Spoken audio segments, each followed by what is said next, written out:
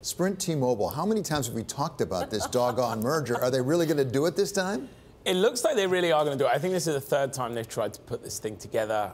They've fallen apart in the past, both because they couldn't decide control, and if you remember going back to the Obama administration, they were actually told us they tried to do this deal, it would be blocked. So they obviously have a higher degree of confidence now, which in some ways reflects the way the dynamics of that market have shifted. But as you know, the egos of CEOs get involved in these mergers. So if they actually put it together this time, who controls it? Masayoshi Son or Well, that's going to be the Telecom? huge issue, because Massa doesn't want to give up control, obviously, but he is the weaker party here. Arguably, Sprint needs this deal. Without this deal, Sprint over time becomes kind of irrelevant, whereas there's a less of a question around that for T-Mobile. So the control, I think, is going to be a sticking point here. I think one way they potentially get around that is they do some kind of all-stock deal that looks more like an MOE, but you still end up with the question of who runs the combined company, and that will potentially be a stumbling block. Although, if you believe what's been written today, this is something that's moving much closer, potentially even gets announced next week. I wonder whether he gets less and less sensitive about price control and the future of this as we get towards those wireless auctions in November and the midterms, of course.